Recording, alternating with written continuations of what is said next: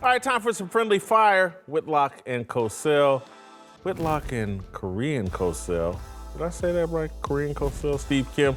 Steve, welcome back. Good to have this discussion with you. I want to show you a clip of Brett Favre a while back talking about the death of Bobby Knight. Bobby Knight died at the beginning of November, the legendary Indiana University coach.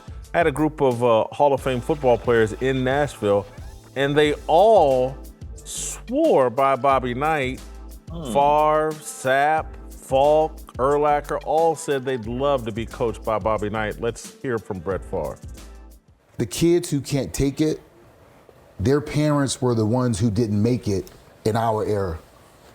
Those parents that didn't make it, that felt like the reason why they didn't play was because that coach did it, their kids are the ones who cannot deal with the Bobby Knight. They can't deal with reality. Yeah. Yeah. I agree. I think, it's a soft generation in general, and I think a lot of the blame should be the parents or parent,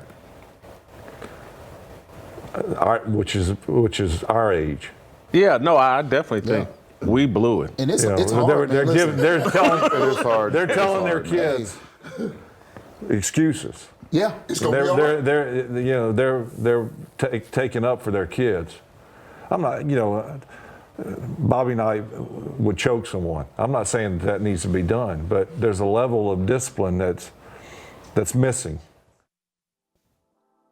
So, soft generation, which I think we all tend to agree with, but I'm telling you, every one of those guys said they would have loved to play for Bobby Knight. You believe them? Kind of, sort of. I don't think anyone, when they're going through the process, loves it. I think when they become men, they appreciate it and glad that they did it. I think there's a difference. I've been kind of doing a deep dive on Bobby Knight, starting with Season on the Brink, watching a lot of old interviews, kind of studying the man. And he is a lot like a gentleman that he admired, General Patton. Patton was an incredible leader, but there were some flaws. But these are flaws I'm willing to live with, because as you wrote the day after his passing, the good outweighs the bad, and I think it's by a wide margin.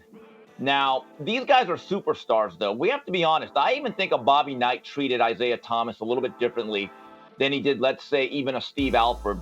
And I've heard from people that Isaiah, he loosened up a little bit on Isaiah, because that was like his one transcendent superstar that he ever had. But you have to understand one thing, and I know you do. Those guys that you had on your panel, including yourself, were all born either in the late 60s or the 70s. That's the cutoff point in my view, and maybe all the way to the mid 80s, where that type of coaching and leadership and discipline was not only appreciated, it was expected. And I think they make a great point. It is a generational gap. And anyone that's born, let's say, as a millennial or the Generation X, they probably look at that and are horrified by that type of leadership. Yeah, happiness is based on expectations. And so for people in my generation, it was like we expected our coaches to be bullies. And particularly someone like me that grew up in Indiana, in the state of Indiana, and everybody loved Bobby Knight, and he was having so much success that all high school basketball coaches in Indiana were in some way influenced by Bobby Knight and had a little Bobby Knight in them. And so we just kind of expected, like, this is part of what goes along with it. Now, there were people in Indiana that did not like Bobby Knight, did not like his tactics, did not like him being a bully. And so it is weird. And again, I worked, my first job out of college was in Bloomington, Indiana, working for Bob Knight's best friend, Bob Hamill, who was the sports editor. And so I have a whole different up-close view of Bobby Knight and what all he represented. And you're 1,000% right. I felt like the results he produced justified his behavior. Looking back, though, I've watched, since he passed away, I've watched videos of previous interviews where he's cursing and talking crazy to people. And it is, like, hard to watch and hard to be like, man, why is a grown man doing that?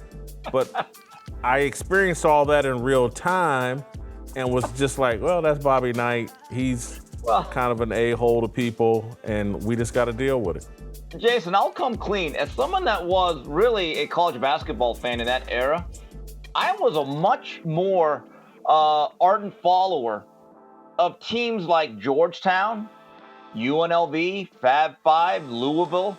And anytime I saw Bob Knight and his team, I wanted them to lose. I wanted that big bully, that big ogre to get his comeuppance. But as I get older and my views change, I find myself saying, I'm a Bobby Knight guy. And I want to make this point to people that don't like Bobby Knight and are detractors. Go ahead. Feel any way you want, because you'll never change how I feel. And this is what I've noticed. The people that advocate for Bobby Knight, I think they're much more fair about this. They're willing to at least admit his faults and understand that he's not perfect. But those on the other side don't ever want to talk about the good things that he did. And so it's always like this one myopic view that they have. And I want to say one thing about Bobby Knight. Not only did he graduate 90% of his players, he did not cheat. He was so blunt. And this is what I appreciate. They asked him one time, well, who's the greatest college basketball coach, Mr. Knight? And he said, oh, Pete Newell. And someone said, well, what about John Wooden? And he said, nah, big difference.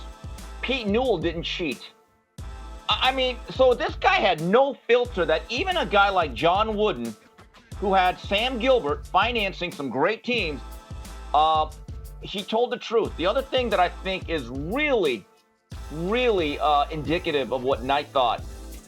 Yeah, he treated his players very harshly at times while they had eligibility in Bloomington. There's no doubt. And certain players did not like it, and I'm not justifying it.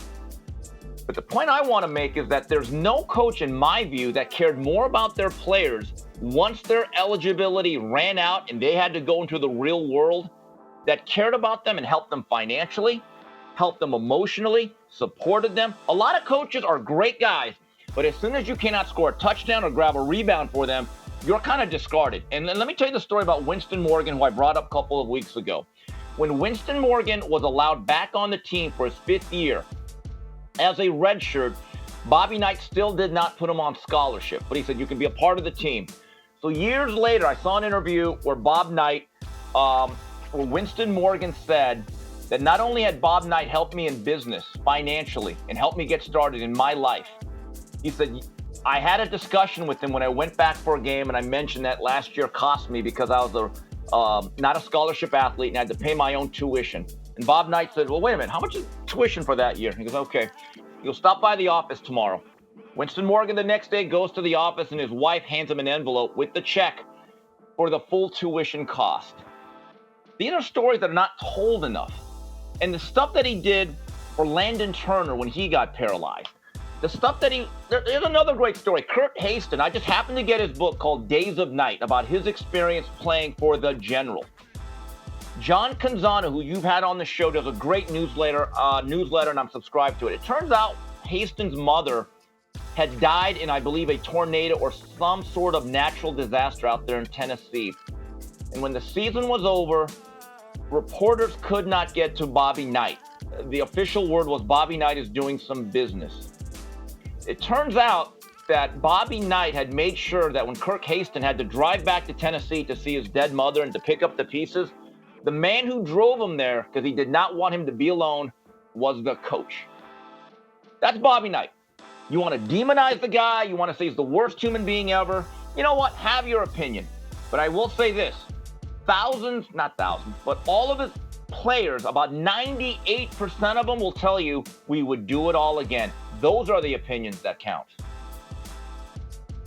His players graduated, his players overall, even long after their careers, you never really heard about them getting in any kind of trouble, representing themselves in an inappropriate fashion. Look, we were back in that era, we actually believed that you would put young people through something incredibly hard and that would make them better people. And now we're in an era where we think if we make things softer and if we just affirm everything that kids do, that's gonna make them better. They just haven't been properly affirmed and loved and told everything that they think is the right thing, if we just do that, and it's, I think this new way is an incredible failure. I went, my college football experience, I had an offensive line coach my first 2 years at Ball State that was like a Bobby Knight, and I did not like the guy at all. And 10, 15, 20 years after my playing career, I did not like the guy at all. I now so regret it. He was so right. Name's Dave Magazoo, he's passed away now. Both of my offensive line coaches from college, Lawrence Cooley passed away in a car accident in 1989 or 1990, I can't remember. But anyway, that in retrospect, the people that were the hardest on me, my father, very hard on me. So thankful. Wish I had listened to him earlier. I'd be even further along. So anyway, that's our conversation about Bobby Knight and these football players saying they would have loved to play for Bobby Knight. If you like this content, tell us what you think about Bobby Knight. Get in the comments, leave one. If you really like it, support one of our great sponsors like Samaritan Ministries. Samaritan Ministries is a community of Christians paying one another's medical bills. It could be more affordable than what you're paying right now with an insurance agency. So check it out at SamaritanMinistries.org/fearless. Thanks for watching. Don't miss a second of Fearless. Hit that like button and subscribe to keep up with all of our latest content.